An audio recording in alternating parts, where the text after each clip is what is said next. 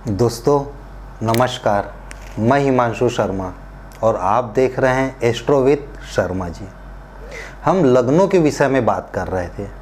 इसके पूर्व के कार्यक्रम में मेष, वृष और मिथुन, इन 3 लग्नों के विषय में हम चर्चा कर चुके थे।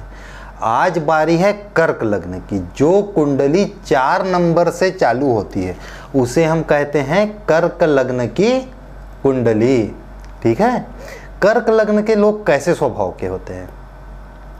देखिए, काल पुरुष की कुंडली में कर्क लग्न जो है वो चौथे भाव में आता है।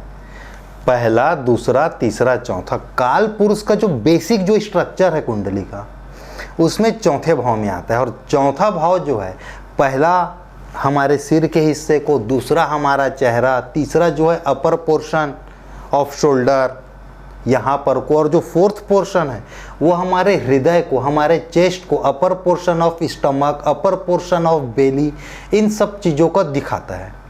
तो कर्क राशि जो है वह सीधे सीधे हमारे हृदय से संबंधित है। और कर्क राशि के स्वामी चंद्रदेव हैं। चंद्रदेव भी मन के कारक हैं।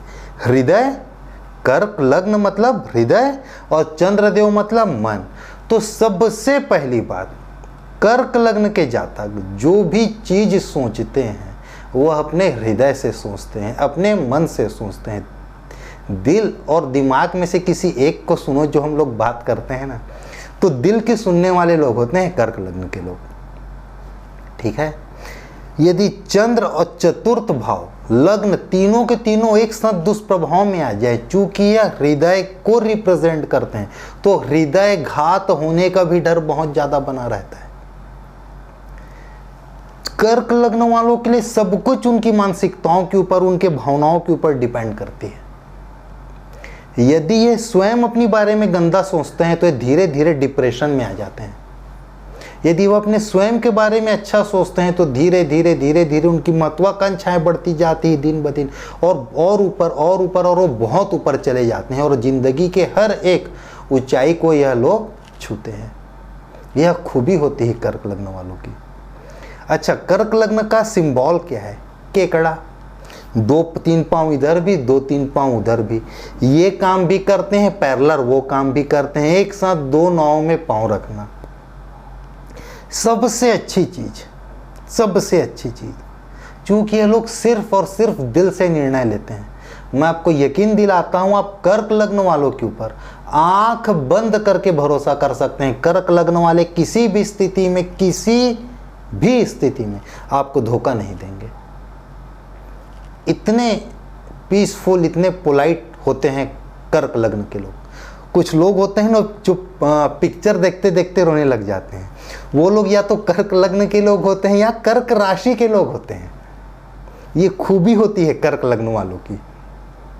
हर एक चीज को हृदय से, मन से निर्णय लेते हैं। चंद्रदेव ऋषि अत्रि के पुत्र हैं। चंद्रदेव सर्वमय हैं, अर्थात 16 कलाओं से युक्त हैं।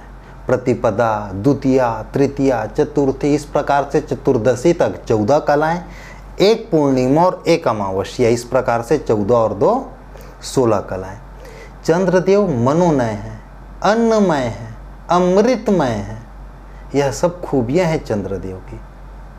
ठीक है, ब्रह्मा जी चंद्रदेव को बीज का, ब्राह्मण का, जल का, औषधि का राजा नियुक्त किए हैं। यह सब खूबियां हैं चंद्रदेव की। चलिए अब हम आज का कार्यक्रम प्रारंभ करते हैं और यह देखते हैं कि कर्क लग्न में आखिर वह कौन से ग्रह हैं जो कारक हैं और कौन से ग्रह हैं जो अकारक हैं। चलिए, सबसे पहली बात 4 नंबर। 4 नंबर मतलब कर्क राशि। कर्क राशि मतलब चंद्रदेव। चंद्रदेव लग्नेश होने के कारण कारक हुए। सबसे पहली बात। दूसरी बात, दूसरा भाव। दूसरे भाव में क्या लिखा है? 5 नंबर। 5 नंबर मतलब सिंह राशि। सिंह राशि के स्वामी कौन है? सूर्यदेव। लग्नेश के अति मित्र है। दूसरे भाव में आपको एकदम विशेष ध्यान देना है। दूसरा और 7वां भाव यदि लग्नेश का मित्र होगा तो हम कारक तरफ लेंगे, और लग्नेश और दूसरे भाव और 7वें भाव के मालिक यदि लग्नेश के अति मित्र नहीं होंगे तो हम इन्हें अकारक मिलेंगे। तो सूर्य और चंद्र ये दोनों के दोनों आपस में मित्र है, तो हम सूर्य देव को किस तरफ लेंगे, कारक में लेंगे। चलिए अब आगे आते हैं। बुध देव तीसरा जो है भाव है 1 2 3, तीसरे भाव में लिखा हुआ है 6 नंबर। 6 नंबर मतलब कन्या राशि, कन्या राशि मतलब बुध देव। तो एक तो लग्नेश के अति मित्र नहीं, दूसरा उपचय का स्थान वह भी फेवर में नहीं, तीसरा जो बुध देव को दूसरी राशि मिली हुई है वह 12वें भाव में है। मिथुन राशि जो है वह 12वें भाव में, 6 8 12 त्रिक भाव, अच्छा स्थान नहीं, तो 12वां भाव होने के कारण कारक नहीं है, तीसरा भाव होने के कारण भी बुध देव कारक नहीं है, लग्नेश के अति मित्र नहीं है इसलिए भी कारक नहीं है। तो तीनों के तीनों दृष्टिकोण से बुध देव को जो स्थान मिला हुआ है और बुध देव को जो स्थान मिला हुआ है और लग्नेश के साथ उनकी मित्रता शत्रुता, उसमें तीनों के तीनों स्थिति में नकारात्मक रिजल्ट आ रहा है, इसलिए बुध देव यहाँ पर कौन हो गए, अकारक हो गए। ठीक है, चलिए अब आ जाते हैं चौथे भाव में। चौथे भाव में कितना नंबर लिखा है, 7 नंबर। 7 नंबर मतलब ये हो गई शुक्रदेव की राशि, तुला राशि। तुला राशि के स्वामी होते हैं शुक्रदेव।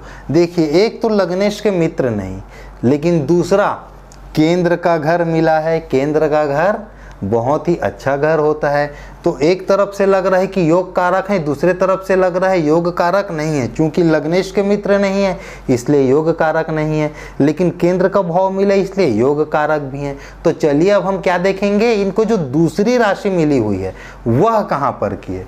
तो शुक्रदेव की जो दूसरी राशि है वह यहाँ पर है वृष राशि।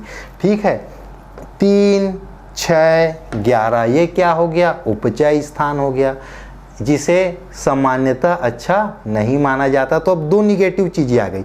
नंबर 1 लग्नेश के अति मित्र नहीं है, नंबर 2 उपचय स्थान के स्वामी हैं, और पक्ष में केवल एक चीज आया कि भाई एक केंद्र का घर मिला हुआ है। इसलिए हम यहाँ पर शुक्रदेव को किस तरफ ले लेंगे, अकारक में ले लेंगे। 2 ऐसी चीजें हैं जो विपक्ष में जा रही है। चलिए अब हम आगे बढ़ते हैं। 8 नंबर। 8 नंबर मतलब वृश्चिक राशि। वृश्चिक राशि के स्वामी कौन होते हैं, मंगल देव। 8 नंबर मतलब वृश्चिक राशि। वृश्चिक राशि के स्वामी कौन होते हैं, मंगल देव। एक तो लग्नेश के अति मित्र इसलिए कारक हो गए, नंबर 2 त्रिकोण का घर मिला इसलिए कारक हो गए। मंगल देव को लेकिन 2 राशियां मिली हुई है, दूसरी राशि है मेष राशि। मेष राशि के भी स्वामी होते हैं मंगल देव। तो चलिए देखते हैं मेष राशि कहाँ पर है। मेष राशि देखिए केंद्र में है, एक घर मिला त्रिकोण का, एक घर मिला केंद्र का, दोनों के दोनों पक्ष में है। त्रिकोण का स्वामी भी कारक होता है, केंद्र का स्वामी भी कारक होता है। नंबर 3 लग्नेश के अति मित्र। 3 कारण है और तीनों के तीनों हमारे पक्ष में है, जो कारक होने का पक्ष है। इसलिए मंगल देव को हम किस तरफ लिखेंगे, कारक में। बल्कि मैं तो यह बोलता हूं कि कर्क लग्न में सिर्फ और सिर्फ यदि एक मंगल देव का प्लेसमेंट अच्छा हो गया तो मंगल देव अकेले इस जातक के पूरे लाइफ को सिस्टमेटिक वे में लेके आगे ले जाएंगे। इतने योग कारक हैं, एक केंद्र और एक त्रिकोण के मालिक हैं यहाँ पर मंगल देव। चलिए आगे बढ़ते हैं। अब हम आ जाते हैं वृष। 9 नंबर, यह 6वां भाव। 6वें भाव में कितना लिखा है, 9 नंबर। 9 नंबर मतलब हो गया धनु राशि। धनु राशि के स्वामी कौन होते हैं, बृहस्पति देव। लग्नेश के अति मित्र। पहला चीज पक्ष में लग्नेश के अति मित्र। दूसरा 6 8 12वां में घर मिला है, त्रिक स्थान मिला है, अच्छा नहीं माना जाता है। एक पक्ष में आ गया, एक विपक्ष में चला गया। अब हम देखते हैं कि गुरुदेव को, बृहस्पति देव को जो दूसरी राशि मिली हुई है 12 नंबर की राशि, जिसे हम मीन राशि कहते हैं, वह कहाँ पर है। तो देखिए मीन राशि कहाँ पर है, त्रिकोण में। एक ग्रह को यदि किसी भी त्रिकोण का हिस्सा मिल गया तो वह हमेशा और हमेशा सिर्फ और सिर्फ कारक होंगे। ठीक है, तो यहाँ पर से बृहस्पति देव कारक हो गए। नंबर 2 लग्नेश के अति मित्र इसलिए कारक हो गए। नंबर 3 6वां भाव है तो थोड़ा सा अकारक है। तो 2 पक्ष में है, एक विपक्ष में है। तो हम यहाँ पर गुरु को कहाँ पर लेंगे, बृहस्पति देव को कहाँ पर लेंगे, कारक होने में लेंगे। ठीक है, चलिए आगे बढ़ते हैं। ये आ गया 10 नंबर। 10 नंबर मतलब मकर राशि। मकर राशि के स्वामी शनिदेव। शनिदेव लग्नेश के अति शत्रु, पहला निगेटिव चीज। दूसरा, केंद्र का भाव मिला, ये अच्छी स्थिति हो गई। हालांकि यह मारक स्थान भी है, केवल केंद्र नहीं है, यह 3 केंद्र की दूसरी स्थिति होती है। इस केंद्र की थोड़ी सी दूसरी स्थिति है, क्योंकि यह केंद्र होने के साथ साथ मारक भी है। फिर भी चलिए मैं मान लेता हूं कि एक लग्नेश के अति शत्रु तो एक निगेटिव हो गया, और दूसरा केंद्र का घर मिला तो यह पॉजिटिव हो गया। ठीक है, लेकिन अब बात यह है कि शनिदेव भी 2 राशियों के मालिक हैं। मकर के अलावा कुंभ राशि में भी इनका स्वामित्व है। कुंभ राशि कहाँ पर है? जहाँ 11 नंबर लिखा होता है वह कुंभ राशि होता है। 11 नंबर कहाँ लिखा है? अष्टम भाव में। अष्टम भाव मतलब अच्छा भाव नहीं, मृत्यु तुल्य कष्ट का घर। तो 2 निगेटिव चीज हो गई। नंबर 1 अष्टम भाव के मालिक, नंबर 2 लग्नेश के शत्रु। तो हम शनिदेव को कहाँ पर लेंगे? अकारक में लेंगे। ठीक है, चलिए 12 इसको हम गुरु के संदर्भ में देख लिए थे पहले भी। 1 यह भी मंगल के साथ हमारा कवर हो गया है। 2 यह शुक्र के साथ कवर हो गया है। 3 यह गुरु के साथ हमारा कवर हो गया है। तो इस प्रकार से हम 12 के 12 भाव को यहाँ पर देखे हैं। ठीक है, कि ये 4 ग्रह जो हैं वो कारक हैं, यह 3 ग्रह जो हैं वो अकारक हैं। अब हम आ जाते हैं टिप ऑफ द डे में। कर्क लग्न के लोग शंकर जी को कच्चा दूध मिश्रित जल प्रतिदिन अवश्य चढ़ाएं।